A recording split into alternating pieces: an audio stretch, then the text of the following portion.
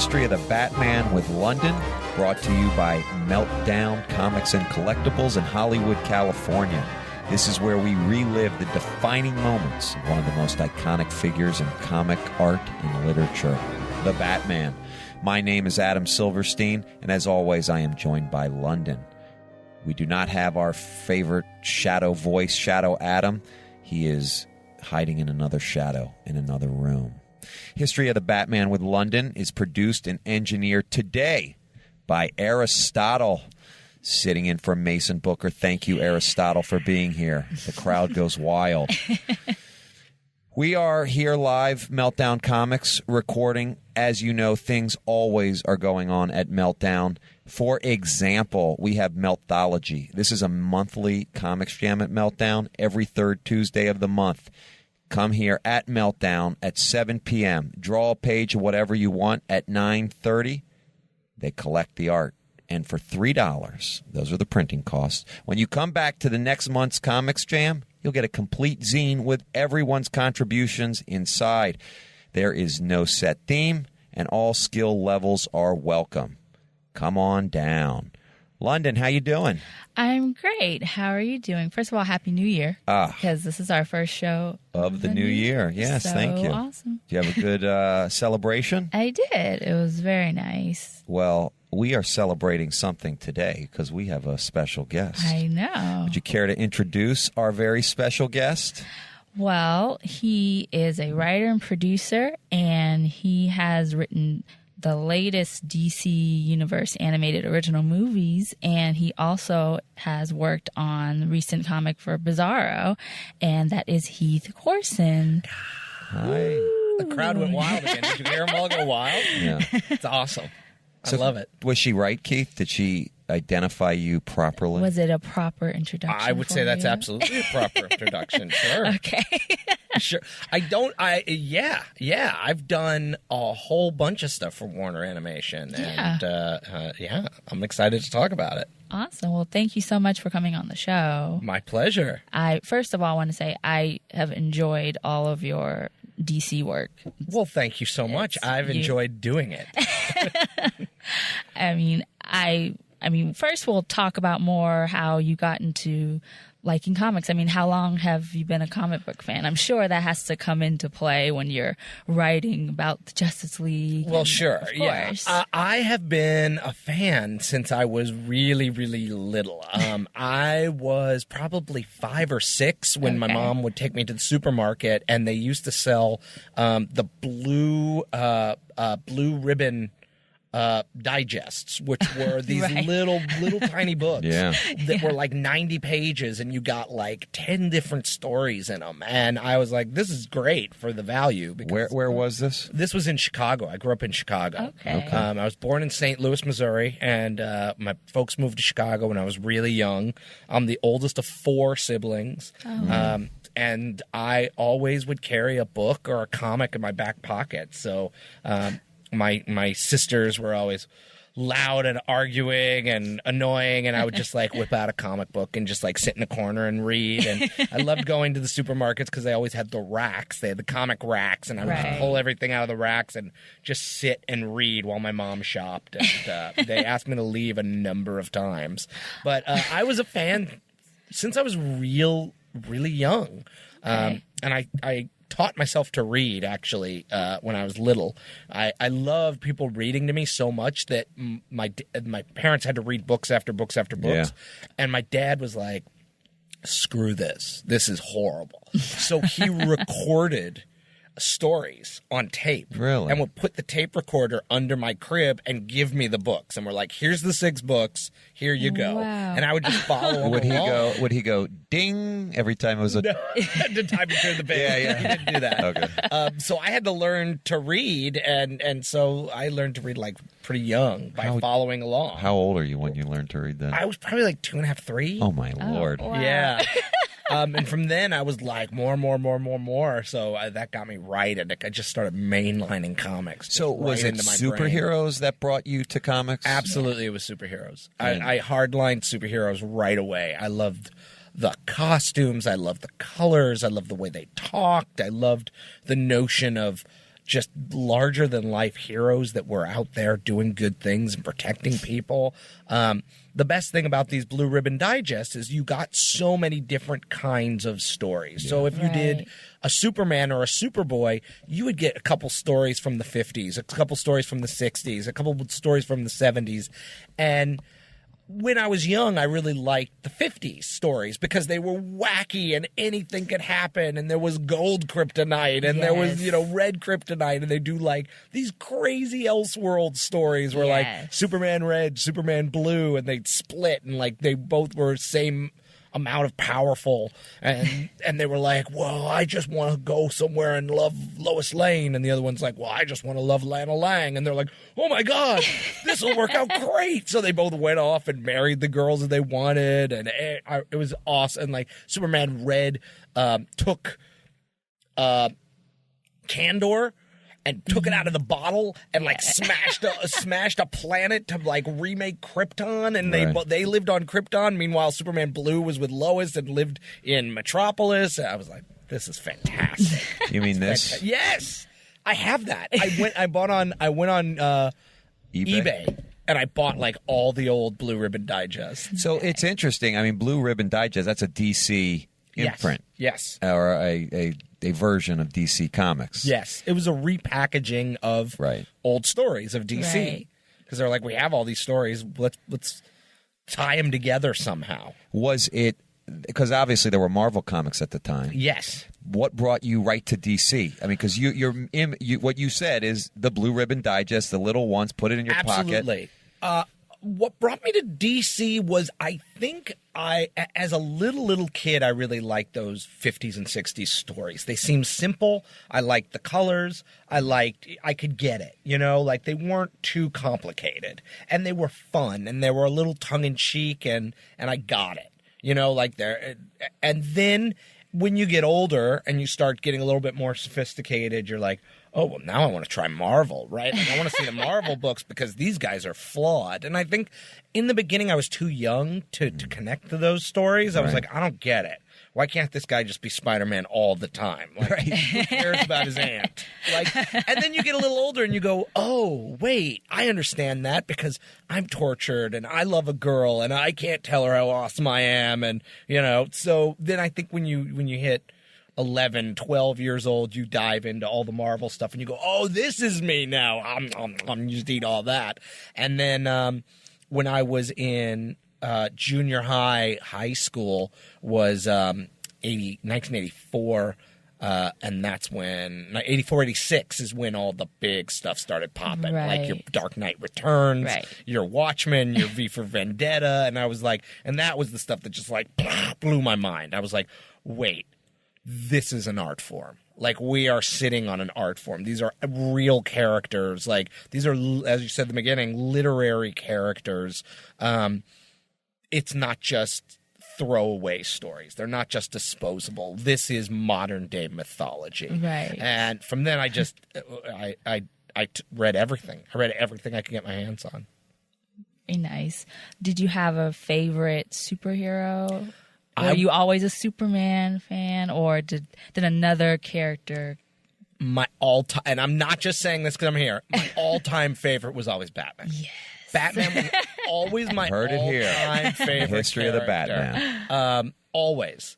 I loved Spider-Man because as a teenager you feel connected to it, but Batman was the guy who taught himself, and it always felt obtainable. It always felt like, oh, I could be the Batman. Right. Now, look, I'm not going to lie to you. I have a Powerball ticket in my wallet, and if I win $1.5 billion, I will work to become Batman. You will work to become Batman. That is this I will swear on this podcast. I will work to become Batman. But in the first stories, it was what I really connected to of the Batman of the 50s and 60s was Batman the detective. Yes. The Dark Knight detective. And I was like, oh, this is the greatest detective of all time. And I really liked that because I was reading Sherlock Holmes at the time. And so I really liked those stories. I liked the idea of this guy out there protecting everybody. And and going against these grotesque, over the top characters, Right. These villains, and that was the thing that really connected to me. And then I'm also a big fan of clearly with Bizarro. I like way offbeat characters. I like Bizarro. I like Howard the Duck. I love Squirrel Girl. Like I love. Did you like Captain Carrot? Captain Carrot. I love Captain Carrot. I used to play, and I've told the guys at DC this. I used to play Captain Carrot and the Zoo Crew on the playground with my buddies. Nice. And I was like, I'm Captain Carrot, and you're Pig Iron, and you're Fastback, and you're Rubber Duck, and I made them all. Who was Yankee Poodle? We didn't, because we didn't play with a lot of girls. Oh, okay. We didn't know any girls. So, we just said Alley Catabra. Oh, she was gorgeous. Little Cheese. I love those Little books. Cheese, bringing them back. Yeah, deep cut. You know, I've actually said, like, with the animation stuff, I was like, why haven't we done a Captain Carrot animation Why show? haven't you? Why haven't they? I don't know. I don't know. I mean, a little short, at least a little extra on the DVD. It seems like those toys would that never go out of style. The biggest crime. Those toys would go forever. Biggest crime that they'd never made Captain Carrot toys. I know. I wanted a figure of Captain Carrot. So bad. So bad. And then when they did the DC animal versions. Right? Batmouse. Just a lot of animals. Oh, my God. The JLA. It was a... Batmouse, Super Squirrel. Yeah. Oh, it's fantastic. What was Wonder Woman's? Because I thought she was like a squirrel, too. I don't remember that one. I don't remember. Check that out. That was the best. Oh, it was ever. great. It was great. It was so funny. I'm glad that you love that. Yeah. Ambush Bug. The Substitute Legion of Superheroes is another one I've always wanted to do. My all-time favorite was the JLI. Was the Geffen and DeMatteis and Maguire Justice League International. Wonder Wabbit. Wonder Wabbit? Yeah. Because she had the connection with Captain Carrot, which made Super Squirrel jealous. You made it nice. Good pull. The Justice League International was my favorite because it was, and I've actually been incredibly lucky enough to be friends now with J.M. DeMatteis and Kevin Maguire. And I was on a panel and I told these guys what this book meant to me. And I mean, I was near tears. Sitting up here because I said, look, I was a big comedy guy growing up in Chicago, growing up at, I went to Second City, I went to Improv Olympic. I used to go to the improv set like all the time. And I knew I loved comedy and I knew I loved writing comedy, but I didn't see a lot of really funny comic books reflected. Like if they were really dark, like your Boris the Bear, your Martial Law. And then JLI came out and I was like, holy crap, like this thing is so funny and so witty, and it was like a workplace comedy that just happened to have superheroes in it. And I told Kevin, like, one of my favorite panels that blew my mind was there's this panel where Blue Beetle is rubbing his eyes under his goggles. And it was so simple. And it was the thing that blew my mind because I thought, oh, these are real people dealing with their costumes as costumes, like scratching their head under their hood and being like, "Ooh, this shirt is itchy." And I was like, that blew my mind because I never saw an artist deal with the reality of fabric. So of course Blue Beetle laughed so hard he had to rub his eyes under his goggles. And I was like, that's amazing. Like it really just, it opened up everything to me because I was like, this is somebody who's dealing with these characters behind the mask. Right. They're people. That attention to detail is insane. Yeah. Because you don't think about things like that. And you make them living, breathing people first rather than just icons. Right. And they become more relatable and you want to keep reading. That's right. Which is kind of what DC had to do because that was a Marvel technique. That's right. And DC had to make those characters more than what they were. Right. Yeah.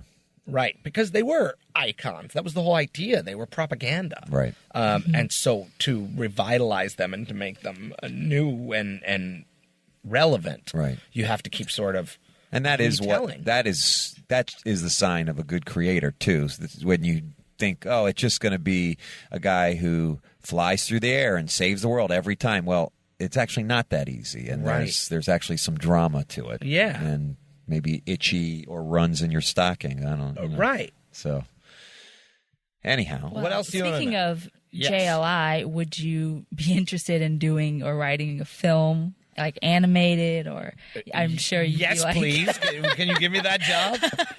I will tell you, I mention that every time I'm over there. I mention Really? that to James Tucker. I mention it to Alan Burnett. I pitch it every single time. Like, we got to the point where someone mentioned JLI at a panel, and James is just like, talk to Heath. He's like, I can't even answer this question again. But I had a whole pitch that was like, it was a period piece, and you put it in the like late 80s, early 90s, and I was like, come on. I mean, it's Joel McHale as Booster Gold, and like Matthew Perry as Blue Beetle, and Alec Baldwin as Maxwell Lord, and Sofia Vergara as Fire. Like, let's get like some really funny, fun people to do these parts and like blow it up and do something completely different. Hasn't happened yet, but I'm still like pushing that up the hill. So real quick though, before we go, so you're in Chicago as a kid. You're getting into comics. Yes. You're reading everything. I read everything. And so how do we get to this point? I mean, what's the next Right. step? Great question. How'd you get- It's sort of like yada Because yada it sounds yada, like- and then I'm doing animation. Right. Because it's a dream. I mean, what you're Exactly. talking about is a dream for many people. Right. Yes. And I mean, it's so cliche, but you're living the dream. You don't understand. I am well aware how lucky Yeah. I am that I get to touch these characters. So and how make does this that thing. happen? It's a great question. So here's what happens. I go away to college at Northwestern. I come back to Chicago to work in theater. And one of the things I did in theater was do adaptations of literature to the stage. Okay, And nice. one of the books I wanted to do was a comic book called Scary Godmother, written by Jill Thompson, written Okay. and painted by Jill Thompson. Beautiful book. And this is the early 2000s. So I contact Jill, and little did I know that Jill Thompson lives in Chicago.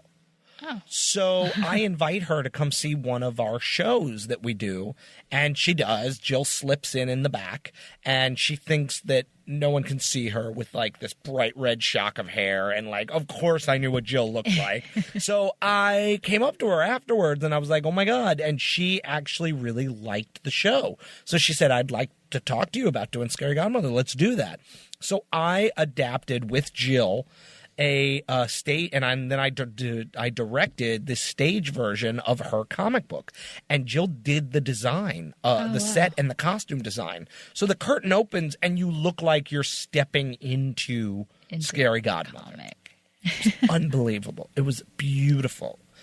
This is 2001, 2002, Okay. and the show sold out. We ran for like 3.5 months, sold out every single performance that we did. Huge hit. Little did I know the people that owned the animation rights to Scary Godmother, which was a company called Mainframe Entertainment, which at the time was run by a little-known man named Dan DiDio. That's a Nice. true story. And so Mainframe sends someone to come see our show, and they pull me aside and they say, we love your script. It's better than any of the scripts that we've already generated for this show. So we want you and Jill to write the script for this Halloween special, and maybe we'll spin it into a series. So Jill and I write it, and they make it, and it runs every year since 2003 on Halloween on Cartoon Network, called Scary Godmother's Halloween Spooktacular. Wow. Which I'm so proud so of. And it was the cool. very first thing that I ever got paid to write. And it was kind of comics adjacent. It got me in with comics, and it got me in with Jill. It was fantastic. And I was like, well, I'm going to move to L.A. So I moved to L.A. in 2003, 2004. Did you have anything in line? Nothing. You just said, I'm going to LA I'm because going that's to where LA it is. because I got paid for this thing, and I got money in my pocket. And I'm a writer now. I'm a writer now, and I have a credit, and maybe I can like work on, maybe I can be big. I set my sights higher than Chicago because I was totally happy doing theater in Chicago for the rest of my life, and then I started going like, maybe I could do more. Are you married at the time? I was married at the time, but that marriage fell apart soon after I moved. Was that because of the move? It was not because of the move, but the move intensified a lot of the problems. And then we split soon after I moved first. Right. And then when she joined me, I had to go back to Chicago to do a job. Mm-hmm. And so we were married, but like spent 9 months of the first year not in the same place. Wow. And then when we were like, oh, I think we've made a horrible mistake. So it fell apart soon after that. And, but I am happily married now. Right. But you moved to LA. I moved out to LA, and I started just sort of pounding the pavement and doing a bunch of stuff. It's a lot of like one thing leads to another. I did a short with a buddy that goes to the Aspen Comedy Festival, which doesn't even exist anymore, like second to last year, and it wins at Aspen, and so off of that we get a blind script deal, and then we make a pilot for Fox, and then we make another pilot for Fox. And how soon did that happen after moving? All in all, it was like 3 years. This is like 2006, 2007. So that 3 years that you're pounding the pavement, I mean, what are you doing for money at that time? Anything I can. I temped at Chicago, and so I temped a bunch out here, and then I get my my industry adjacent job, which I worked for a paparazzi agency for 18 months, where I ran the offices. I didn't take pictures, but I was the guy who had to like sort and edit the pictures and like dealt with our insurance because the guys were always like crashing the car and getting into fights. I had to deal with all the back end stuff. Oh, wow. Like, Probably and it was some good stories behind that. Man, it was at the time when TMZ was just starting to get on the scene, so that wasn't it. It was all photography, and this company that I started temping with, and then they just hired me. Were the ones who got pictures of Jennifer Aniston and Brad splitting up. If you remember, like, the paparazzi kept crashing into Lindsay Lohan's car. We were the guys that kept crashing into Lindsay's car, and I had to deal with that. Justin Timberlake was dating Cameron Diaz at the time, and he gets in a fist fight with the paparazzi. That was our guy. Oh, wow. So, like, every time we were in the news, that was us, and I had to deal with that. Wow. And that was soul killing. Yeah. So are you writing at that time? How much are you writing? I am writing to get the F out of there. Right. Because so my buddy comes to me and he says, I want to direct a short. I want to write it with you. And so we spent my lunch hour writing. We would write after work. We would write on weekends. And we were writing to like get out. I was like, this has got to work because I hate this job. Right. And in the meantime, they kept promoting me and kept giving me more money. So I was like, oh, if I'm on this track, I'll never get out of here. So we made the short. The short went to the Aspen Comedy Festival. We got a blind script deal. We got a blind script deal actually as we were walking onto the plane. Like, we heard that we got that deal, and we were like, fantastic. I quit. Yeah. And then I was a writer. I was like, presto, I'm a writer. So cut to...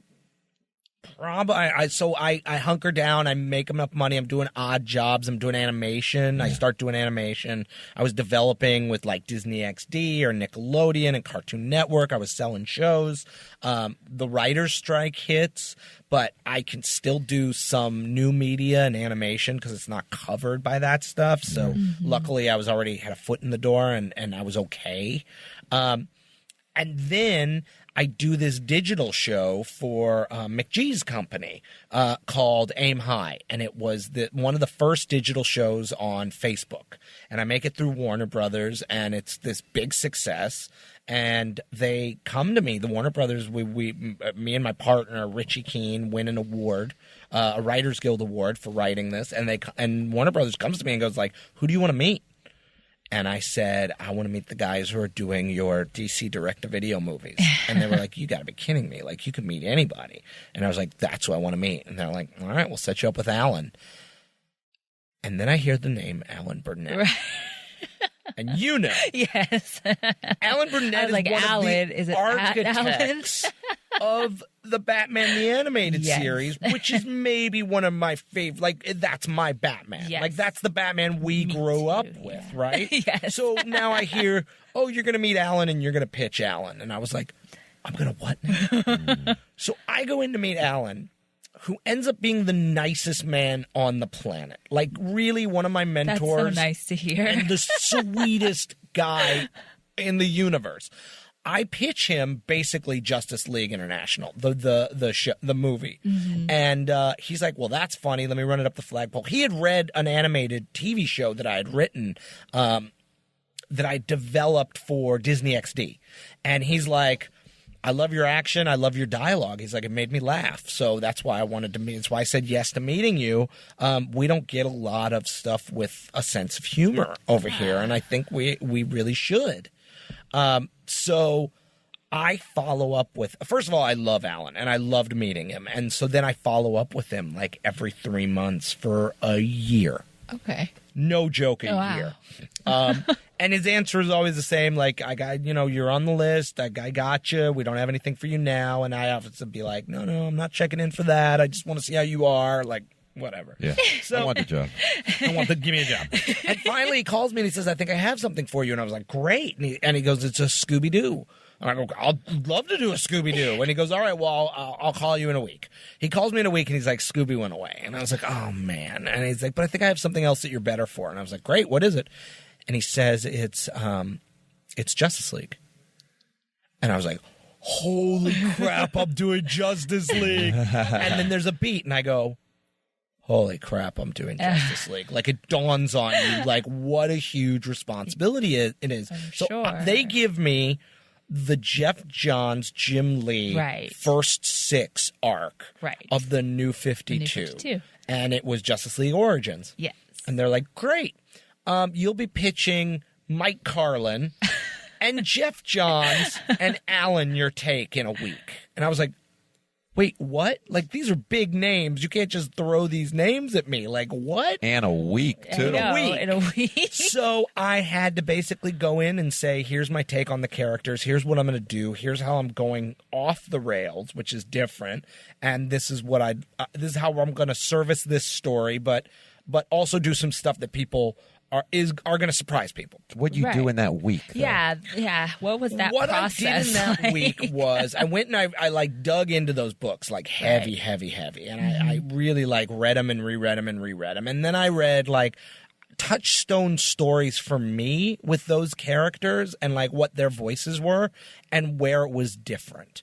And the thing that I connected to was there was a movie, and I had watched all the animated stuff. There was a movie that the late great Dwayne McDuffie did called Justice League Doom, which is a fantastic. Yes.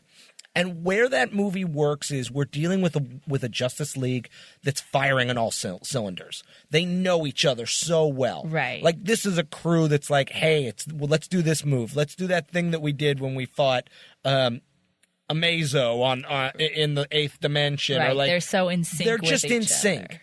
And what I came in and I said, it clicked with me that I was like, oh, this is the opposite. This is the day that all these people meet and go, I don't know who you are. I don't trust you. You're wearing an outfit. I can't see your face. We're both standing over here on the same side. So I guess we're on the same side by default. But I have no clue who you are. And that was the thing that started informing these character voices. Like, what does a 23-year-old Green Lantern sound like? What does a really young Flash sound like? Where do these guys bump up against each other? Who do they like? Like, who knows that Shazam is really an 11-year-old boy? Like, he kind of looks like this doofus who's acting like an idiot because you're like, bro, what is happening to you? Like, what are you doing? Right. And so once I got those voices, it all starts popping. I go, oh my God, well, in the book, Green Lantern and Batman hate each other. Like, they're doing the complete opposite thing. Like, Green Lantern's this, like, dude bro with the popped collar, and Batman's like, you're an idiot. And how do we heighten that and make that bigger and bigger? Like, Wonder Woman finally goes up to Shazam and smacks him across the face, knocking him into the wall, and goes, you're a warrior.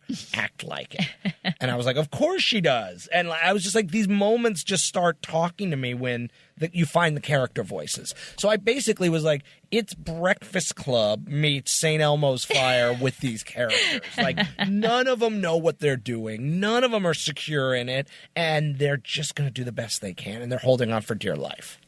Wow. And that led to some really, and they were like, cool, go do that. And so you were able to, I mean, so that week, though, you're like all-nighters, watching, reading, writing. Yes. Just putting it together. Putting it together. Saying, like, what's, like, because when someone says to you, okay, well, what's your take on the Justice League? You got to go, wait, what? What's my what? Right. Which is also, by the way, sounds so awesome. Like, you've got a week to watch as much as you can, read as much as you can, and then come up with your own story. And come up with, like, what are you going to do? That's pretty awesome. It was great. And then the minute I finished that, they called and they were like, this is a great script. And plus, I was so involved. Like, I loved doing this. I went to the records, and no writer had ever gone to the movie records before, and I said I want to be there in case they need me, in case I can help, and like, so this guy's awesome. they were like, well, for free? Okay, cool, come on. So I go into my first record, and they introduce me to Andrea Romano, who's directing them, and my mind blows. I was like, exactly. Holy crap. And I got to see Andrea, like, run people through their paces and do it, and it was amazing. How was that? I know. She's unbelievable. Like, she gets a full performance out of somebody that's just, like, spectacular. And so soon on the heels of that, I was like, I had the best time doing that. They call me and they say, well, have you played any of the Batman Arkham games? And I was like, yeah, I've played all of them. And they were like, great. Do you want to do a Batman movie in the Arkham verse? And they said, we want to do a Batman movie with the Suicide Squad. And I came back to them and said, how about we do a Suicide Squad movie with Batman? And they were like, how would that work? And I said, well, here's why this is interesting. Because I went back and played those Arkham games.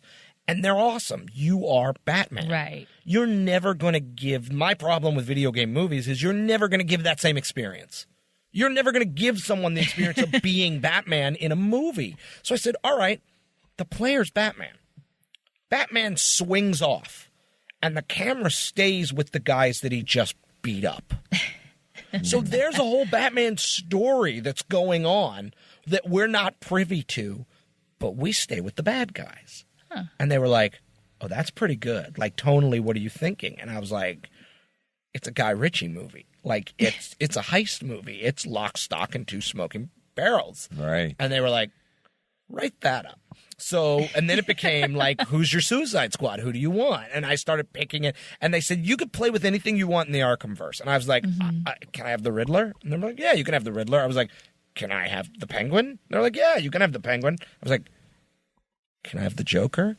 And they were like, why don't you nail down like a really good story and then you can have the Joker? And I was like, all right, here's my story. My story is it's a love triangle between Harley and the Joker and Deadshot. Mm-hmm. And the Joker takes over basically our third act because he busts his way out of Arkham and sort of screws up everything for the squad. And it was incredibly fun because unlike writing heroes, bad guys have no impulse control. They can do whatever they want. And just because they're all on the same side doesn't mean they're not going to kill you or stab you in the back or try to, get you caught at any point. So that was what was super different about getting to write that. Right. And those two things. Which one, I know they're both enjoyable. Which one did you enjoy most, having to deal with the heroes or dealing with villains? For me, the villains, I got to do like some heavy duty stuff with the villains because they were like, push it. Right. And I was like, all right. My joke was always like, this is the 21st movie. Like, we're 21. We can have sex and we could drink and we could get real dirty with these guys. And we did. And people went nuts. We screamed it at Comic-Con. And oh, by the way, it's going to be Kevin Conroy as your Batman. That's your Batman. I was like, what? So I'm on a panel at Comic-Con, like, next to Kevin Conroy and Andrea Romano. And I was like, The publicist took a picture of me from the wings, and I'm on the end, and like that's my photo for anything I ever use, because I just have this biggest grin on my face. I'm just like, holy crap. It was unbelievable. That was an unbelievable experience. I loved writing that because it was also my complete story. Like, it wasn't an adaptation of anything. Right. So that was my story from beginning to end. And heist movies are hard because you got to get to where you land by the end and sort of reverse engineer them. Like, what are they going in to steal? Who's going to backstab who? Is that really, is everyone on board that's what they're going to steal? Every part has to be really planned out. Oh, and by the way, they're not going in to steal this thing. One of them, they need the whole team to get Killer Frost in to kill the Riddler. Right.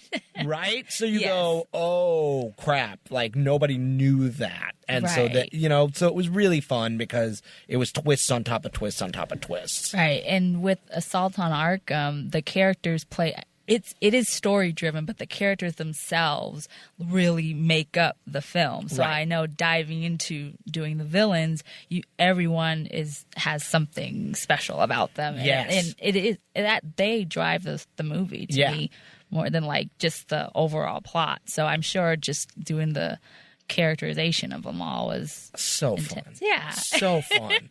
And we pull the magic trick of, by the end, King Shark blows up, and you're a little sad about it, even though this is a guy who came out of a bathtub of blood in the opening, that you're like, holy crap, look at this guy. And by the end, you're kind of like, oh, because you're pulling for him, And I was like, when at Comic-Con, when people went like, oh, I was like, all right, we won. Yes. We won this one because you're rooting against Batman. Right. You're actually rooting for the Squad. You're going like... So do you think this new Suicide Squad movie just totally bit your script? That's not for me to say. Have you read it? Or? I haven't. Okay. I've read an old version, Right. and I know that neither Harley nor Joker or any of those people appeared until Captain Boomerang. Until after the animated movie came out. So I'm super excited to see it. That's awesome. That is awesome. It would be, I mean, Jeff Johns had said to me that, like, we've seen it and we're very influenced by it for the movie. That is such I mean, it's kind of like awesome to hear. And even like on whatever level that it gets, the greatest thing, because these are not our characters. Right. No matter what ownership you feel of them as a fan or as an artist, we're borrowing them, and we play with them, and we stretch them, and we do whatever we can, and then you're adding to the mythology, and then you stand on the shoulders of the next guy to play with the next toy, and the next guy's going to do it for mine. So it's cool to hear that you've contributed to canon on one level or another, even if the artists that are working on that movie saw mine and were like, oh, that's a cool idea. That's really awesome. It's good I'm to very hear. flattered by that. Good to hear. It's good to hear because I could imagine that there's a lot of salty creators, and that's just probably not the way to go. I think you have to go into it with the thought that you just expressed, which is we're borrowing these characters, and I wouldn't have got my ideas if someone else didn't do it before. So. Absolutely. I mean, that's absolutely. I mean, look, a lot of two of my animated movies were adaptations. Like, I wouldn't have been able to do it if I wasn't standing on the shoulders of Jeff Johns, know, and starting from his great books, Right. So I feel that way. I know a lot of people feel that way. And here's the good thing. DC's grabbing from a lot of stuff. They got 5 shows on the air. Like, they're pulling a lot of characters from all over the place. So they're yanking whole chunks of stuff, which is really cool. Marvel's doing the same thing. Right. So that Batman Assault on Arkham and the Justice League, those were in 2014 they came out? Yes. Okay. That's correct. Right. So real quick before you probably ask the next question, I just want to know, you moved to L.A. what year? No. I moved to L.A. 2002, 2003, 2004. So are you still reading comics up to the point? Are you collecting still? I was collecting for a long, long time. I think in my 20s, I was pretty broke and didn't have the money for comics. So, like, buddies would buy and I would read them, or I'd go to the store and I'd read them. And then as I started to make more money, I would go back and buy. Yeah. So as I moved here, I remember coming to Meltdown Right. and Golden Apple and like finding these places because they were also hubs for meeting people that were like-minded and connecting with folks that you could talk this kind of stuff and aren't going to look at you when you say Jam Dematis or mention a name, like they kind of know who you're talking about. Right. So I started getting back into it, and then when I got to work on some of these things and they started like sending me books for free, I was like, this is great. Yeah, talk about that first package that you got. Oh my gosh. What was that like? What you mean like from well, they were when they said we're going to send you Origins, like Justice League Origins, they sent me all the single books, and I was like, this is great. And then when I got the job, I said to Alan, well, in order for me to really dive into these voices, I need all the books. And he's like, well, we sent you all the books. I was like, no. I need Azzarello's Wonder Woman. I need Grant Morrison's Superman. I need like all of them because I need to see what each of these people are doing in their own books because I'm distilling, like I'm relaunching the continuity and animation for the New 52. Right. So this is a big deal. And those voices have carried to now. So that was a really big job, and Right. I wanted to make sure I was being true to how they were portraying them. So you got that package. I did. I got that package. I got that package with all sorts of comics, and I was like... I mean, was that crazy? And they messengered it. That was the other thing. They messengered it, and I was like... You're like, this is it. This is it. Nothing else happens. This is it. I got messengered comics. Messengered comic books. Nice. And then off of that, Alan Burnett introduced me to Eddie Berganza, who was my editor on Bizarro, at a Comic-Con in 2013. And he was looking for Alan to do a 8-page Superman story. And Alan's like, I can't do it, but we like Heath, so why don't you let Heath do it?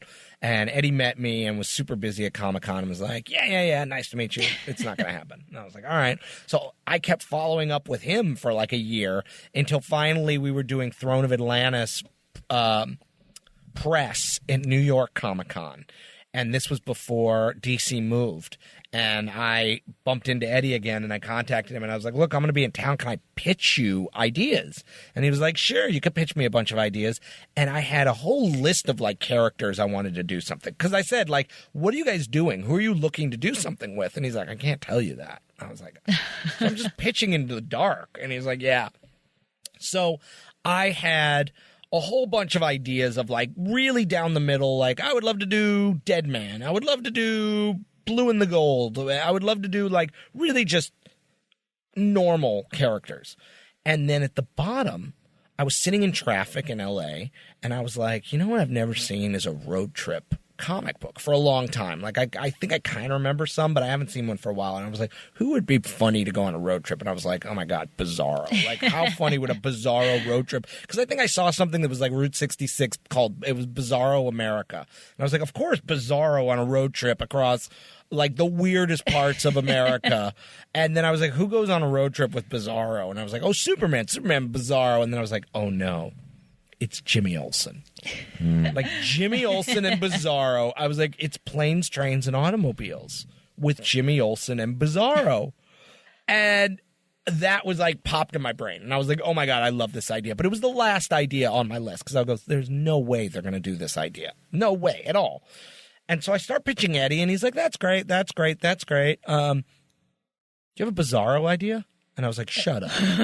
Like, out of the blue, he asked. I guess they were already talking to Gustavo, and maybe that was something he wanted to do, but all the pitches were like Man Monster. Mm-hmm. Like, no one understands the Man Monster Bizarro, and that really isn't Gustavo's style. Like, his stuff is really fun and cartoony and great. And I said, it's Planes, Trains, and Automobiles with Bizarro and Jimmy Olsen, which if you're not reading this book, go to Meltdown, get the trade. The trade comes out February 4th.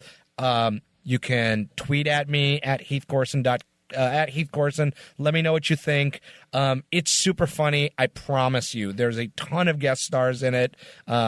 We meet Jonah Hex's great-great-granddaughter, Chastity. We meet Zatanna, who Bizarro runs up against Zatanna and sees her show and realizes he can understand everything she's saying because she does her spells backwards. and Bizarro tries and becomes a very powerful backwards magician. We meet Kilowog's cousin, Tallywag, in a space alien prison. It's hilarious. It's really, really fun stuff. So check it out. The very first villain is a used car salesman in Smallville named Regis King Tuttle, who is the Pharaoh of Pharaoh Deals of Smallville. Wow.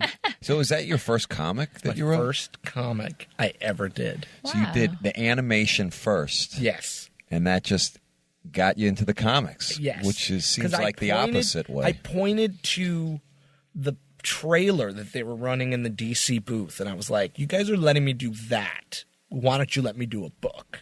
And they were like, all right, well, what do you got? And so we happened to hit on that thing and on Bizarro, and I had the best time working on that book. Really? And so I'm You got more comics?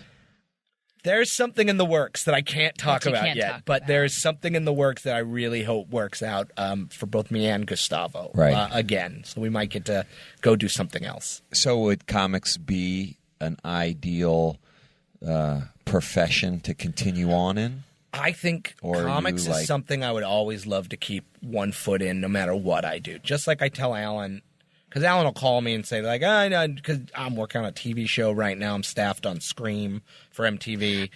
Yes. Yes, so I'm on that. Awesome. That's a good show. And listen, Alan calls me and is like, I know you're on a show, but like, are you interested in doing? And I go, Alan, anything you ever want, like anything. I don't care. Like it doesn't matter what I'm doing. If you call me, I will do something for you. Just because I like working with that guy and I love his take on the characters and his take on story, and I will bend over backwards. Same thing with comics. I feel like no matter what I do, if I could keep one foot in comics, just because I so passionately grew up with that culture, and now to be a small part of it, and like to know like Tom King and Steve Orlando and David Walker and Jeff King and the Finches and all these people that like we all went to DC camp together. You know, like they literally had a big talent summit when I hadn't written a word, and they were like, well, we want to invite you to this talent summit. And I literally had nothing. And I'm meeting like, oh, this is Scott Snyder. Oh, here's Greg Pak and Aaron Cooter. And I was like, holy crap, like you guys are for real. Like I met Brendan Fletcher and just unbelievable people that are like the nicest community. Like I tell everybody, like one of the best things about being a small little part of DC is the community, the people that you get to meet. Like I got to sit down the first day with like Jimmy Palmiotti and Amanda Connor and be like, hey, I'm doing a humor book. Like what can you tell me? What can you teach me? Because you guys are amazing. And they walked me through like a whole bunch of stuff. And they're like, here's how you do it. Here's what you can do. And then they called me for when they did their Harley road trip. And they were like, Jimmy goes, hey, we want to have Jimmy and Bizarro in the road trip, like hitchhiking. And we want Harley to pick them up for like a page and a half. And I was like, they go, would you write the page and a half? And I was like, great. He goes, okay, I'm going to send you what I wrote. That's and I awesome. wrote it and I changed it totally. I was like, because I put in a joke that I couldn't put in my book because it was all ages. And the joke was basically like, they're playing Truth or Dare. And Harley says to Bizarro, Truth or Dare, you guys are a couple, right? And Bizarro goes, Truth. And he goes, no. He says the things backwards. It's like, we're not. Right. And Jimmy thought that was really funny. Yeah, that's good. And so I got to do all of that, and then he gave me a thank you, and I was like, come on. Jimmy and Amanda, like, that's amazing. crazy. Like, they're the nicest people. What else? Oh, I live the life of Riley, you guys. I am well aware of what I get to do. And plus I got to, because I do the Nerdist Writers Panel Comics Edition, I got to yank all those people that I met, and I was like, hey, come and be interviewed with me and Ben Placker and Adam Beechin and Len Wein, and we'll talk comics and how you write them and what do you bring to a character like Batman that's been around for 75 years. How do you find your voice and your take on them? Like, that's really hard. And I mean, even with what you're doing with that, from going from an adaptation to your own screenplay and having to recreate these characters in a way, how hard is it to, I mean, you have to follow Jeff Johns' Justice League origins, but bringing your own, I guess, style to the film. How hard was that to kind of transition and bring, and not just do a straight adaptation word for word and make it your own? The hardest part of that is finding the voice. Once you find the voice, for me, it all starts clicking. So once I hear what my version of Green Lantern is going to sound like, I get it. And like, I talked a lot with Alan about like, Superman's he's a blunt instrument in this. He's not really the big blue Boy Scout. Right. You play him much more alien, much more like he's the guy floating arms crossed with his eyes glowing red, like, and you're going, what is that guy thinking? Because that guy's an alien, and I'm really afraid of him. Right. And that's a little different, you know? You have a Batman that's never worked with these guys before, so they're going, does he kill people? Do they disappear? Like, who is this guy? Is he a vampire? Like, we have no idea. And there's even a moment with Desaad where Batman grabs his knife and puts it to his neck, and he's like, you wouldn't do it. And now he has no idea who Batman is. And Batman says, wouldn't you? And Desaad would. So Desaad freaks out. So it's a real simple, like, it became a real simple thing once I learned what those voices were. Okay. Does that answer the question? No, yes, it does. And so you worked on Justice League War, and you did Assault on Arkham, and then you did Throne of Atlantis. Yes. And that was the next 6 books by Jeff Johns. Yes. So it was kind of the same thing, having to, and you got to do a lot of Aquaman. Are you a fan of Aquaman? I was always a big fan of Aquaman, Okay. and I liked how Jeff made him cool. And so we talked a lot about like making sure this guy was cool. And because he doesn't show up in Justice League War, right, we were already like way off the rails for Throne of Atlantis, because he's not the King of the Seven Seas. He's Arthur Curry on the day his father dies, and he has no idea who he is or his true heritage. So now we get to go on this adventure with Arthur to learn about Atlantis, to learn about Orm and his mother and Mara, and sort of get swept up into all of that for the very first time. Right. So that was a really cool thing to do. And also I like the idea of this guy as a bruiser, like a barroom brawler who is just pissed. He's got a chip on his shoulder. And, you know, he's a drinker. And alcohol's a dehydrant, so the more he drinks, the worse he feels, right away. And my first pitch to them was, we open on Arthur Curry drunk in a seafood restaurant with his head up against a lobster tank, telling the lobster that he just buried his father. And the hand goes in to grab it, and he catches the hand. He's like, hey, we're talking. And we laugh because we know who Aquaman is, but also, you know, it works for that character who's despondent and lost and doesn't have any idea who he is. So that was the kind of things that I brought to that character, and I was excited to do that because I mean, to get to sort of create the lore of Aquaman was really a neat thing. Right, and for Justice League War and Justice League Origins, Aquaman had a bigger role. Part. So was it Throne of Atlantis? Planning for that is the reason why he was kind of left out of Justice League War, or what? The short answer is yes. Okay. The longer answer is yes, and I didn't know that.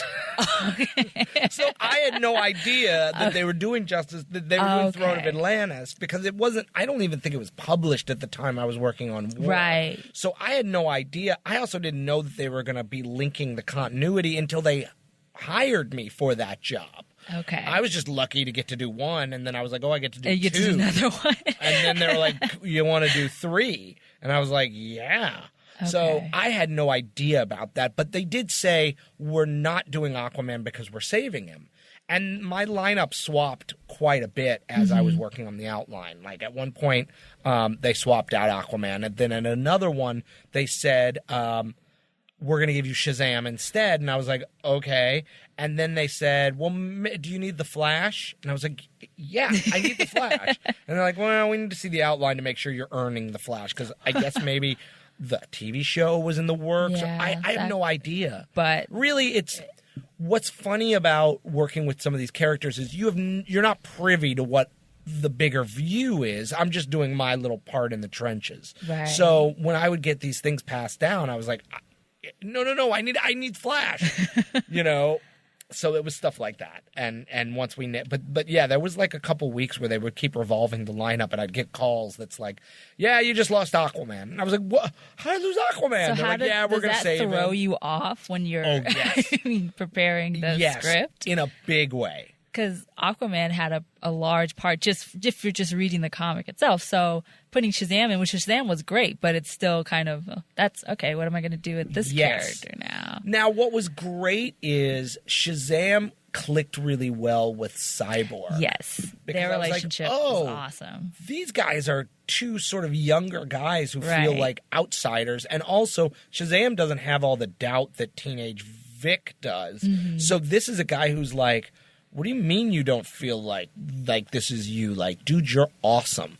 You're victory. You know, you're that guy. I'm a fan of you as a football player. And so that was nice to have that character who could say those things. And because that really is Vic's story. It's Vic Stone, Cyborg's story. Right. So it was nice to have that guy who's like, I believe in you. You absolutely should be here. So there's that moment where they changed it, but it was one of my favorite moments where Shazam picks up a car, and I think it's in a fight now, and like he catches the car, or Cyborg catches the car. But at one point, it was Shazam just picks up a car and throws it at Cyborg, and Cyborg catches it, and he's like, "See, dude, you're supposed to be here." And Cyborg laughs and puts the car down. And he goes, you know that's someone's car. And he's like, nah, that's what insurance is for.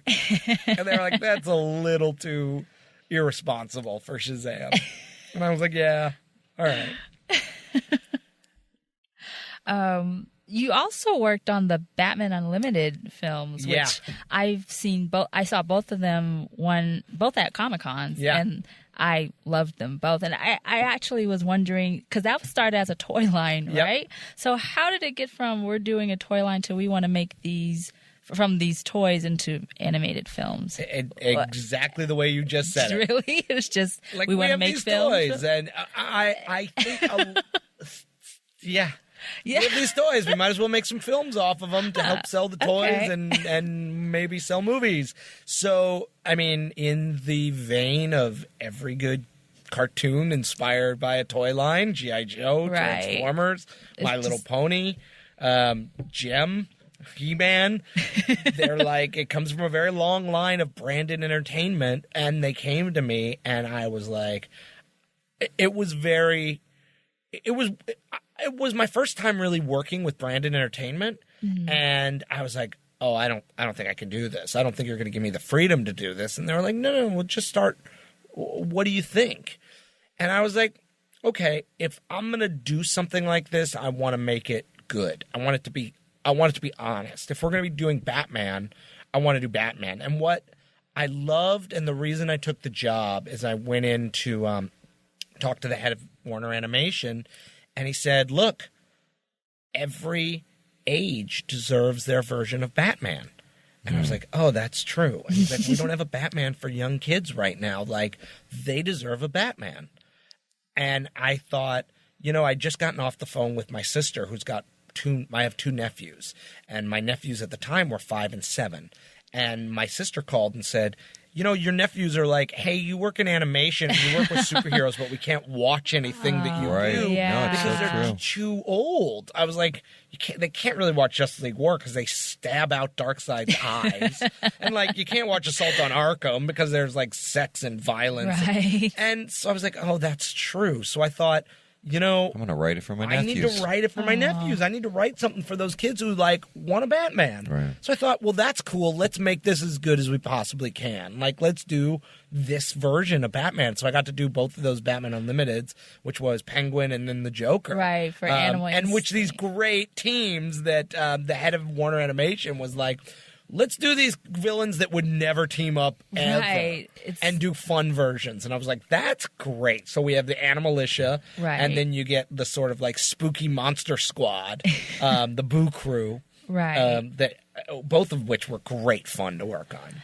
Now, creating the stories for those, because it's not an adaptation. You kind of are just making your own thing. Yeah. How did you go from, okay, the toys and action figures to a full-length, like, story? I bet first thing was, you must send me a whole box of all the toys. I got none of the toys. They You sent didn't me get none. I need I to got play none with of the them toys. and create my own scenes I know, first. right? I got none of the toys. That's What? nonsense, That by the way. is crazy. I got none of them. So it's funny because it all sort of circles back around to the Blue Ribbon Digest and the Silver Age team-ups. Yes. Because I thought those are really...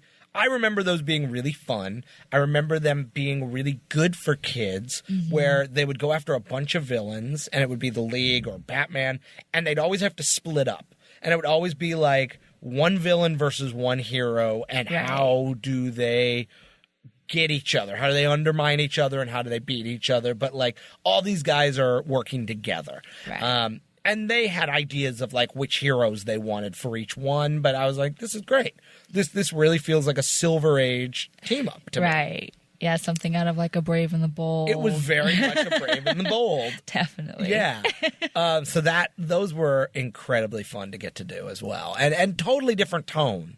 Right, it is. And what I really liked was that not only was Batman in it, but Nightwing and Red Robin were in Yeah. it, which you don't really see that team up in animation. So that was like one of the first times you get to see them all together. Yeah. So what did any like comic, like a Nightwing comic or a Red Robin comic, like inspire you to make those characters, since you didn't really see them in other? You know, I Films. really liked the way that they portrayed those characters on Batman the Animated Series. And I always Okay, loved it yeah. when Nightwing came back, and I thought Yeah. that was really neat.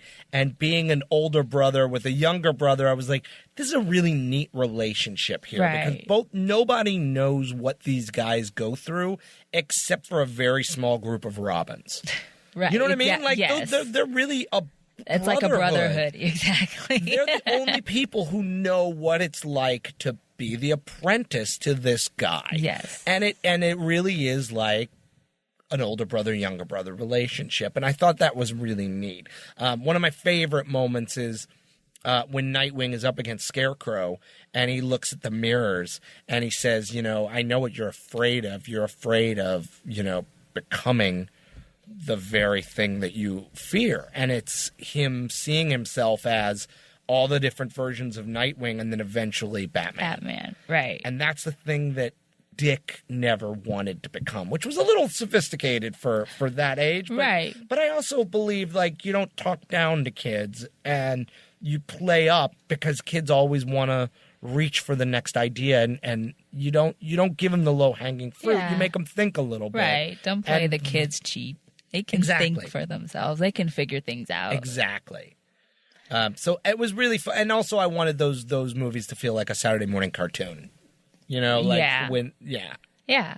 But yeah, that much different tone than the other films, but it's still all like the whole line of DC animated movies. They're all done so brilliantly well. Yeah. I mean, It's great fun. yeah, it is.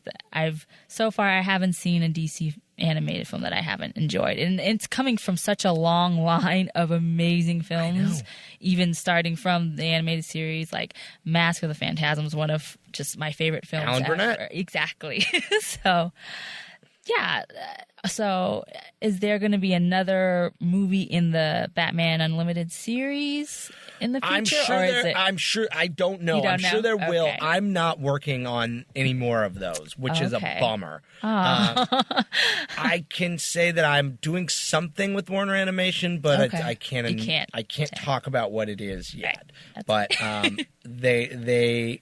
I'm not about to let them off the hook and not hire me. So there's something coming down the pipeline that you'll see Okay. that I had a big hand in. Okay. But that's about all I can say till maybe this time next year. Okay, that's fine. I know animation takes forever. When I wrote these movies like one after another, they were like, I think I wrote them in like 2012, and they were like, "All right, we'll see you in 2014." Right. And I was like, what? And they're like, oh, by the way, you can't tell anybody that you did these. And I was like, what?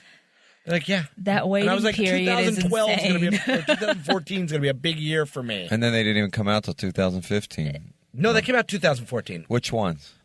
Just League War. Oh, right, and, right. and Assault on I meant Arkham. the other Right. ones. Yeah. But yeah. Well, so when did you start working on the Batman Unlimited then? That was it was too- soon that came out last after. year. Yeah, it was like right after Throne of Atlantis. Okay. They moved me onto those, and then I did a Tom and Jerry meets Johnny Quest, which is called Spy Quest. How did that come I about? know. They just called and said, "Hey, will you want to do this?" And I was like, "Yeah, Tom and Jerry, sure." And then I did a sounds awesome. Lego Scooby Doo that I think runs on Boomerang. Oh. I mean, I don't believe it when they call me and say like, "Hey, do you have a take on this?" I'm like, "Sure." Scooby-Doo.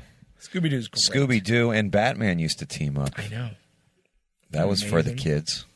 I know. We're going to Scooby see used to another team one up of with those. everybody. Oh, man, they were Globetrotters. Yeah, Remember those? Globetrotters. That was great. Yeah, Sonny and Cher. That's right. Like wow. everybody. You know, The those, monkeys. Those are some crimes that Yeah. needed to be solved. Yeah. And you never know when the monkeys can help in that. Well, besides JLI that you discussed, is there another book that you would want to adapt to an animated film or a short that that's like one of your favorites and you just would want to see it in a short or a film? I would love. I would love to do Teen Titans. I love Titans. I know they're Yeah. doing something with Titans, and like that's awesome. That's cool. Captain Carrot. Captain Carrot. I pitch Captain Carrot a lot. JLI. I would love to do like Batman the Long Halloween. I don't know that I'm the guy that they're going to come to do Batman the Long Halloween, but like I would love to do that. Yeah.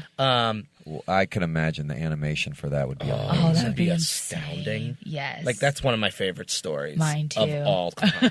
Like just the Tim Sale artwork is Yes. it's spectacular. Well, big shout out to Meltcast 3.0. Aristotle's in the house, but they did a whole book club about the Long Halloween. yeah. Really? Yeah, Nice. and Londyn and I appeared was on a that. guest. Yeah. Nice. that was- That's one of my favorite books. I Mine love that too. book. I like doing stuff with like a little bit of a sense of humor, so that's why JLI like works for me. I would love to do a Legion of Superheroes. I love to see Bizarro in animation somewhere. He's super fun to play with. Right. Forever Evil would be really cool to do, just because I like bad guys. I like them running up against each other. yeah. Blue and the Gold. I'm a big Blue and the Gold fan because I like those guys. Okay. Do you have any desire to work on a Marvel stuff, or Yes, are you I sold would love at DC? to. Who do you know? Send me over. Give me a pitch. Yeah. Oh, is that how it works? I don't know. Damn. Is it? Apparently, it's how it worked for you. Yeah, I would love to work on Marvel. What What- Marvel character would you most be psyched to work on? Great question. You know, my friend David Walker is doing Power Man and Iron Fist, and I was like, oh, like I felt like For animation? man. No, for the comic. Oh, okay. And I was like, that's rad. Like Heroes for Hire, Power Man and Iron Fist is fantastic. If you could do a 70s inspired animated film for that, that would be off the charts. Spectacular. Kind of like a Ralph Bakshi almost version. Yes. I'll tell you some things that I would like to do a reboot of for Marvel. I would love to get into Power Pack. Are you Remember talking Power animation Pack? or are you talking just comics? Comics. Okay. Let's do the Okay. comic. I would love to do Power Pack. Howard the Duck. It was one of my favorite books of all time. Yeah. And oddly enough, I'll tell you, this was one of the weirdest stories ever. So I'm in middle school and I'm reading Howard the Duck. And my dad walks by and he double takes. He goes, Howard the Duck. I go, yeah. And he's like, Steve Gerber. I was like, yeah. And he goes, yeah, I know Steve. I was like, what do you mean you know Steve? He's like, Stevie Gerber. Stevie Gerber and I grew up together in St. Louis. What? It's like, shut up, Dad. Steve Gerber's cool. You don't know Steve Gerber. He's like, all right, well, look it up. I look it up. Turns out, yeah, Steve Gerber's from St. Louis. My dad went to middle, went Wow. to junior high with Steve Gerber. So I find this is like 1990, 91, 94. And I like find Steve Gerber on AOL. And I like email Steve Gerber like this whole like fan letter. And I was like, my dad says he knows you. There's no way my dad, you know my dad. And Steve Gerber writes back. He's like, I know Bruce Corson, little Brucey Corson. He's like, Bruce and I were in the Cub Scouts together. Like, oh my God, tell your dad hi. And like, I showed that to my dad. My dad's like, Steve smoked a lot of drugs. Like, I was never in the Cub Scouts. Wow. And I was like, of course he did. He's writing Howard the Duck. And Steve Gerber invited me to come out to meet him in Las Vegas. And I was talking to him when I first moved out to LA, and I was going to drive out to Vegas. And it was always one of those things like, oh, I'm going to do that. I'm going to do that. And then he passed.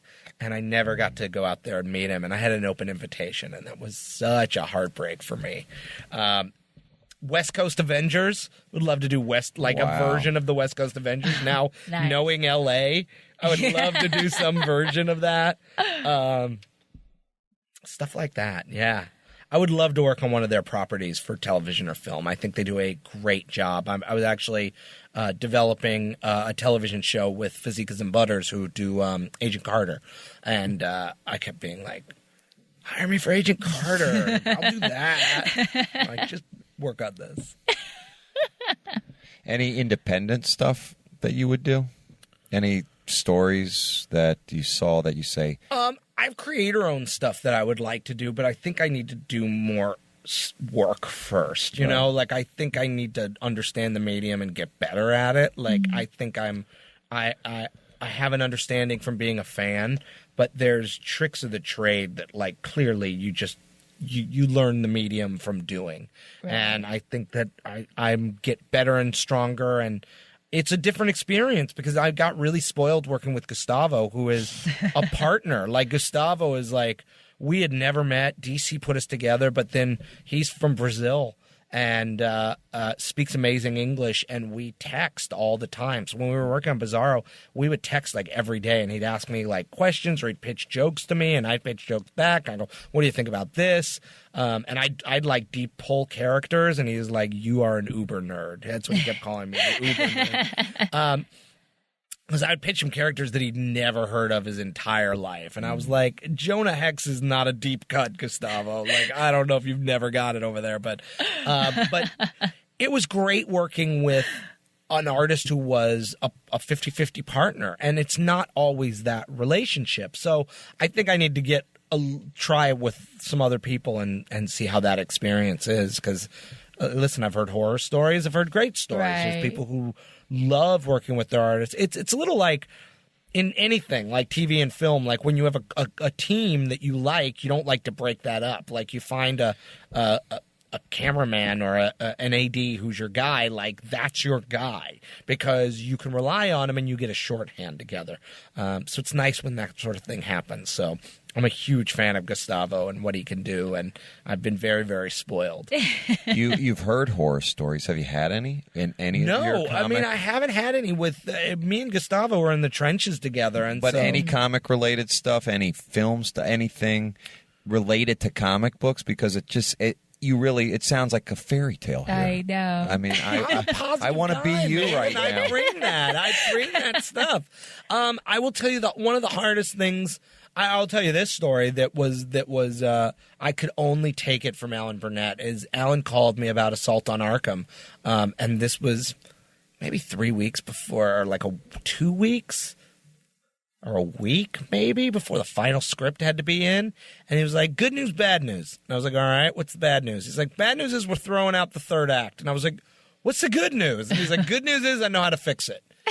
And he's like, here's how we fix it. And he laid out exactly what we were going to do. And, like, I had to re-break and rewrite almost the entire third act. And I'm like, okay, that's stressful. Like, right. But when you work for someone like Alan, he's like, you got this. It's cool. Like, here's how we're going to do it. It's XYZ.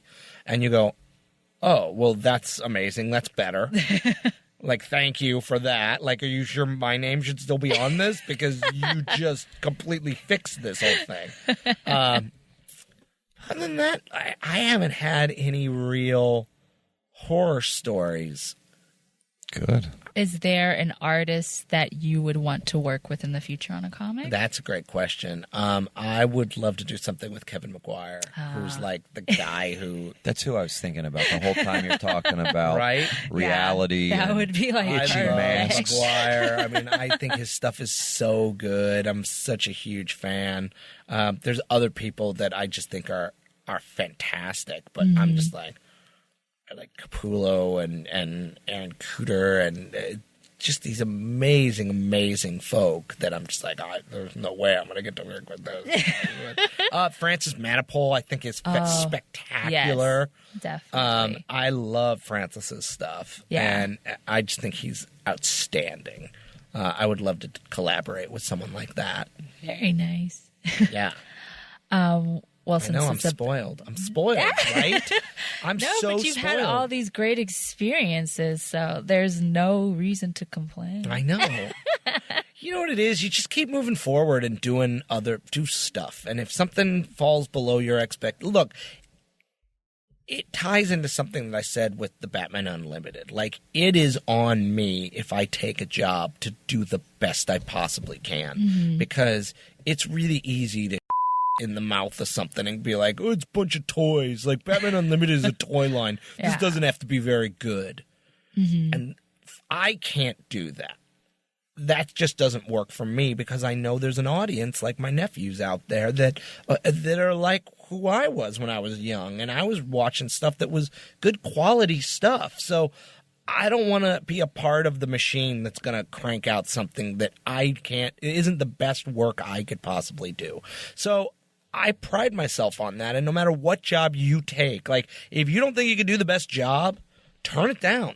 Say, I can't do that. And I've turned stuff down that I love, that I was like, I'm not going to be able, I'm not that guy. I'm not the guy who's going to deliver you the best version of that thing that you're asking. So you need to go somewhere else. And it breaks your heart, because everybody wants to be wanted. And it's the hardest thing to do out here in Hollywood, when jobs can be few and far between, to have somebody who goes, here, you want this? You go, oh my God, it's shiny, it's beautiful. I would love to play with that, but I'm not your guy.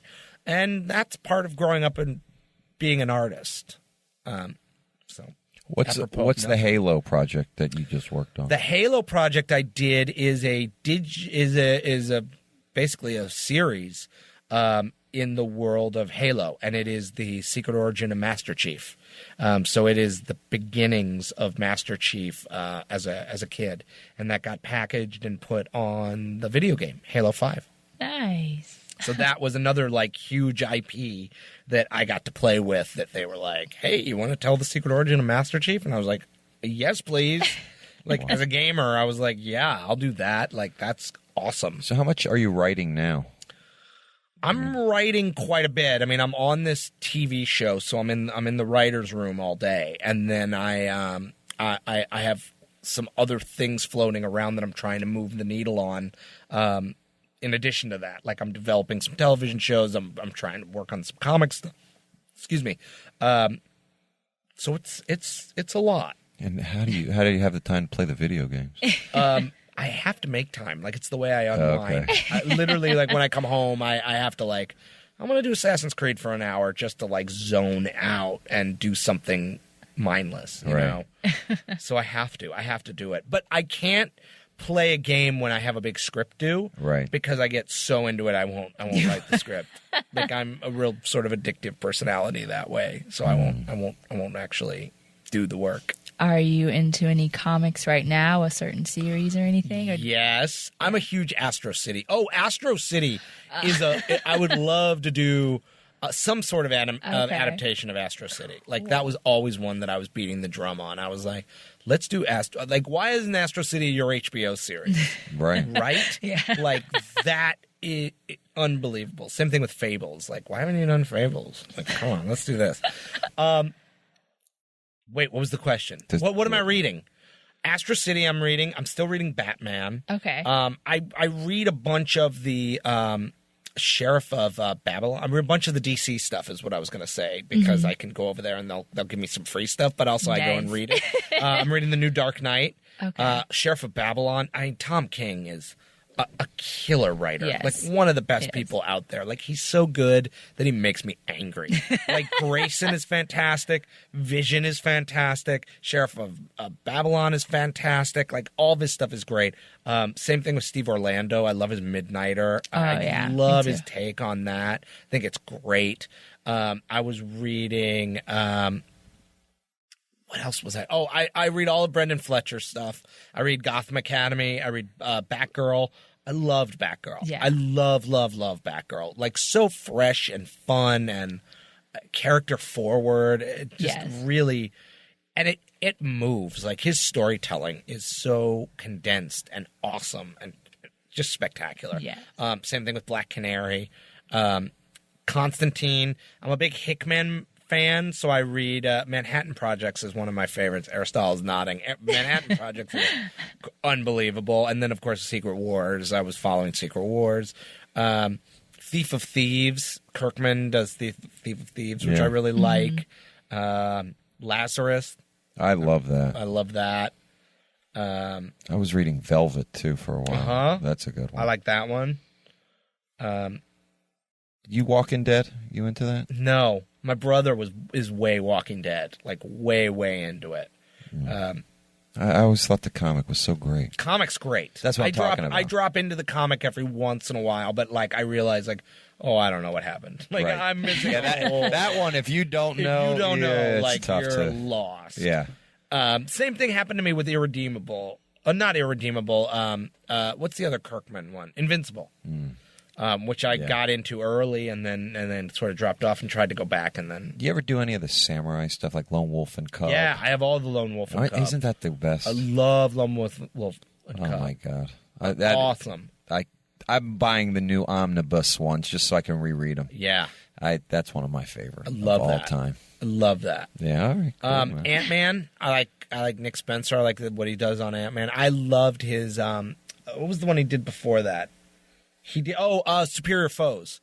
Okay. I thought Superior Foes of Spider-Man was one of the best books I read that year.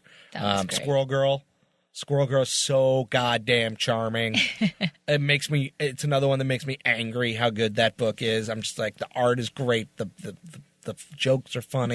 That seems like a character you would be. Who you would love to write. I love that character. Well, I remember when Dan Slott wrote. He actually, I have pitched this idea to Marvel Television, and they looked at me like I was crazy, which was Great Lakes Avengers. Do you remember Great Lakes Avengers? Dan Slott, there's a mini series out there called The Great Lakes Avengers, which is about a bunch of guys like in, I want to say Iowa, who get an Avengers franchise. And Squirrel Girl was one of them. Okay. That's where Squirrel Girl came from. And it's like a whole bunch of them that are like, we're superheroes. And they're literally the Great Lakes, the Avengers of the Great Lakes. Maybe it's it was called Minnesota. Misassembled. Yeah, well, that was the second series where they broke them apart. And I just thought that was one of the funniest things. And I said to Marvel Television, I was like, Great Lakes Avengers. Like, it's a sitcom with these, and they're like, yeah, we're not doing that. And I was like, all right, well, what about Damage Control? And they're like, oh, maybe Damage Control. That was another one. But I remember Dan Slott did that. He did a Thing. He did a great Thing run. I still read his Spider-Man. I think that guy's amazing. He's got an amazing mind and so fun. What else am I reading? I read a lot now that I'm actually... You do, man. I'm like talking. I don't know how you do anything. And you got kids, right? No kids. No kids? Not that I know of. Oh, good. No kids. Just nephews. Just nephews and a niece. So yeah, no, I have the Marvel Unlimited app, which I love, but it also makes me like not buy stuff sometimes because I'm like, oh, wait 6 months for it to show up on the app. So I sometimes do that. Oh, Daredevil, Mark Waid's Daredevil, and now Sewell's Daredevil. Charles Sewell is another one of those writers who I'm like, fantastic. Him and Cullen Bunn. Like, you go, how are you writing 11 books? Like, I'm going to kick you in the head. And Sewell is a full-time lawyer. That's what I am, too. Are you a full-time lawyer as well? How do you have time? I don't know. How are you sitting here doing this? You bring out the best, man. What about movies? Are you excited about Batman versus Superman? I'm excited. I'm cautiously optimistic. I want it to be really good. Me too. Londyn will find it to be good. Londyn finds the best in everything. She is amazing.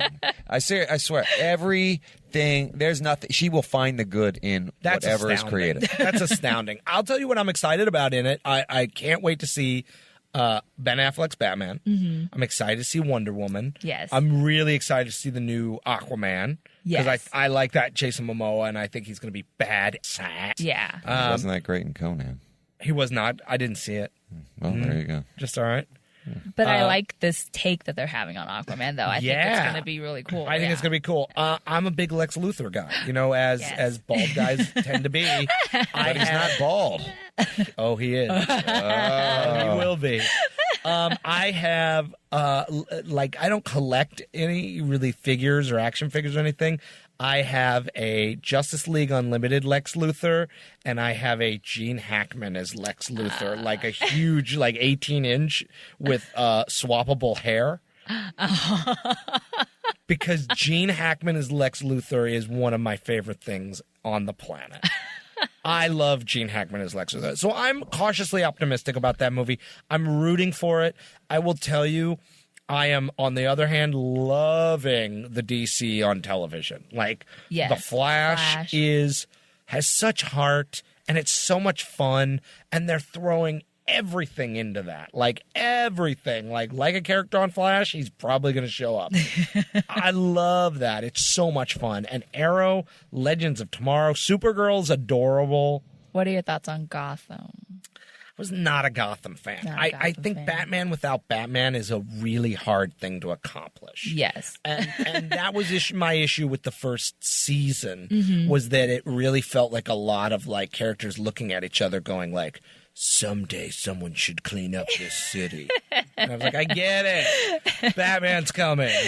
But I've heard that in the second season, it's really taken off, and they've allowed they've done a lot more with these characters than sort of kept them on the rails. Yeah. So that's cool. Maybe I'll jump back in. I like the guy who does Should he the jump Riddler. back in, Londyn?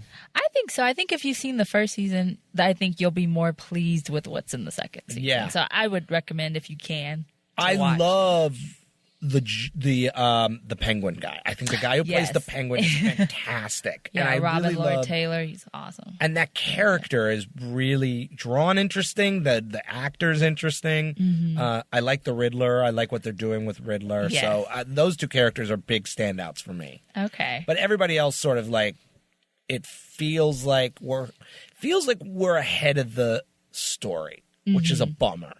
Because I'm Right. we get it. We know who you grow up to be. But that's sort of what I like about the Barbara Keene storyline, is we're going wait, is she a bad guy? Who's she going to be? It's totally different, which I kind of like too. What's your theory? Do you think she grows up to be somebody? Is she Harley? I've heard that theory, and it's a possibility, but I would really like her to be someone kind of new. I would like to see just a show-developed character. Since it's so radically different from her persona in the comics, I would like to see something new. But I agree. yes, I've heard a lot of people say that a lot of parallels to Harley, which I can see too. And I wouldn't be so disappointed if there was a version of Harley that she becomes. But seeing someone completely different, I would be really interested for them to do that. Do you think we're going to do a time jump and have him be a teenager? I was thinking about that. Yeah, and I don't know. You like Baby Bruce? Yeah. All right. And and it feels like they are just slowly going to progress with him. So if they're going to do that, just do it. Right. Don't jump it. Right. Just go for it. All If right. that's so. Yeah. I'm down. I'm down. I'll check back in. Okay. And If you have time. If I know. I don't have that. Yeah. If you have time. If I have time you for should that one. check out season 2. I'm watching everything else. I mean, Legends. I'm really excited for Legends of Me Tomorrow. too. Because we're going to get everything. You're Yes. going to get Booster Gold. I mean, they're going to throw every character they can in there. You're going to probably get Jonah Hex. It's Doctor Who. Mm-hmm. We're going to jump into every time frame where, are we going to get Sergeant Rock? Are we going to get... I'm thrilled. I'm thrilled and delighted. All right, real quick, just a personal thing for me because Go. my favorite character is Daredevil. Yes. Did you like the Netflix series? Yes. I do like the Netflix series. I thought the Netflix series was fantastic. I thought the Jessica Jones Netflix series was fantastic. I think those guys are 2 for 2 for those series. I thought they're grounded and visceral, and the story just drives. It just drives you through. Yeah. I will say, if it were me, I would lose. There's always 3 wheel spinning episodes, so I would make it a 10-ish episode order instead of 13. But I see why they're like that. But I thought Jessica Jones was breathless. I thought it was amazing. Nice. Awesome. And I dug the Daredevil. Well, there you go. I dug the Daredevil hard. I thought that guy was great. The guy who played Daredevil? Yeah. Oh, yeah. Great. I agree. Yeah. I agree. I loved it. So It's great, right? And I then just think Scott that's- Glenn is stick. Come on. yeah, I feel like when you do TV, it really lets the characters develop. That's right. And that's the way comic books really are. That's right. Movies are great, but it is hard. You're trying to push in too much, and it doesn't let it breathe. Right. And that's where I think TV just does such a great job. So if you can nail down the TV Right. and do it right, it's unbeatable. It's almost the most enjoyable way to consume superheroes. Because you just spent 13 hours with somebody, or Right. 22 hours, or 24 hours in the notion of Flash, rather than 2 hours or an hour and a half, Right. And I was like, wait, I want more Quicksilver. I didn't get enough of this guy that I like. You know what I mean? Any superhero movie that has more than 3 characters, everyone says, "Oh, they tried to cram too much in." Because it feels that way, because you didn't get the emotional beats that Right. you're hungering for. And look, I've written a bunch of animated movies Right. where we crammed a bunch of people in, Right. and you try to service them as much as you can. And I know that people are like, "No, I wanted more Batman," Right. or "No, I wanted more Green Lantern," or "I wanted more Wonder Woman. I wanted more of my person." Right. And they're not wrong. They're right. Right.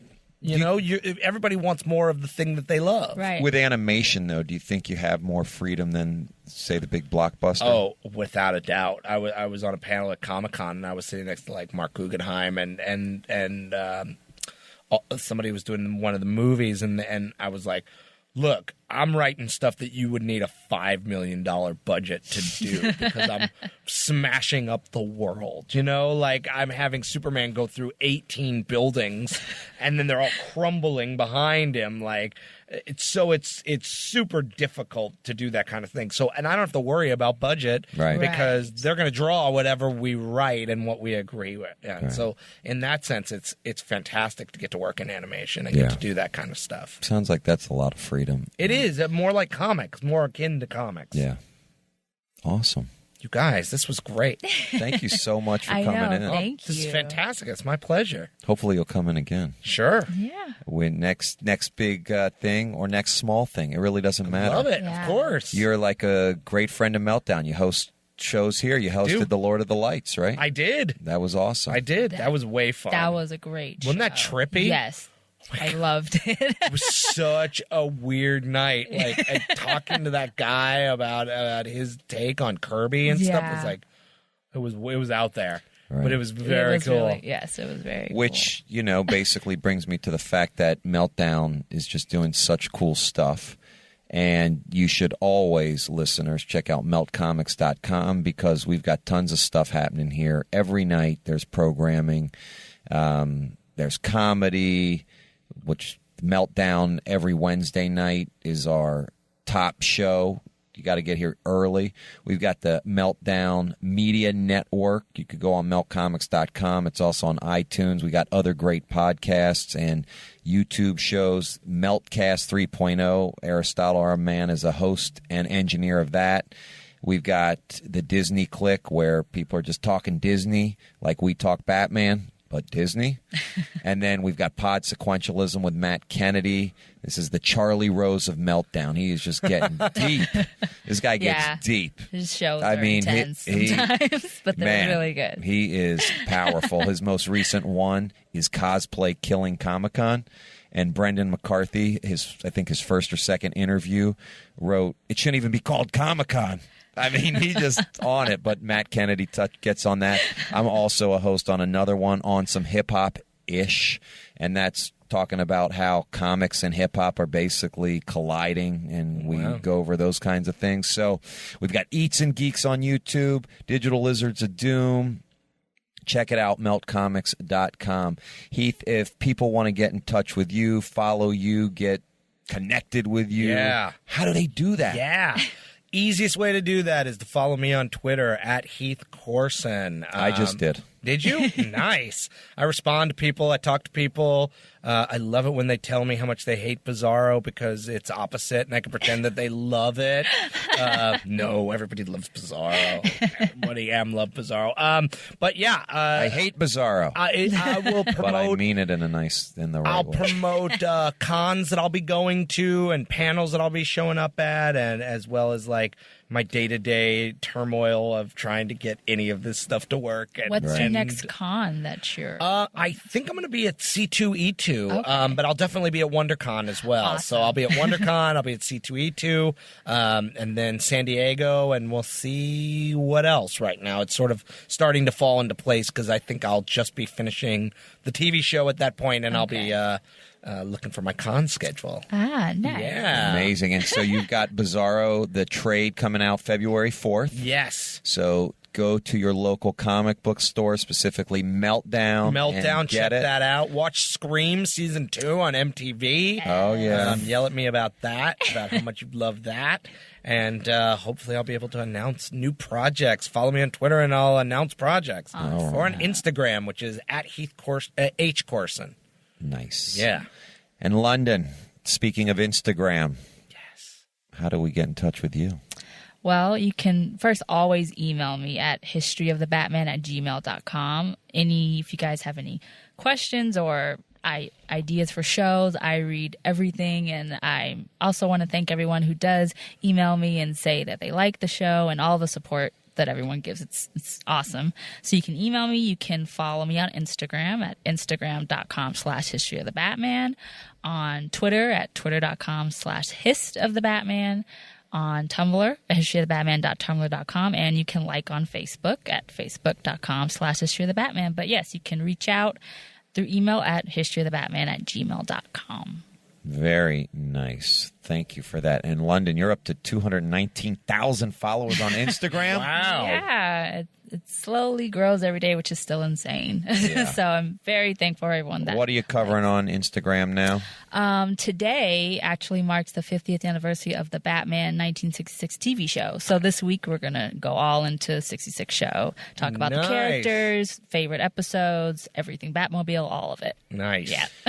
I stole the King Tut character from Batman 66 and then threw him into Bizarro. That's like one of my favorites. Yeah. So awesome. All right. So if you're into Batman 66, this is the week to follow.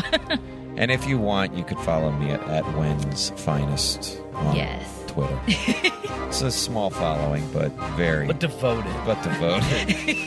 And thank you once again, Aristotle, for sitting in today. Really much appreciated. This is History of the Batman at Meltdown Comics with Londyn. Thanks for listening. And Londyn? Peace, love, and Batman.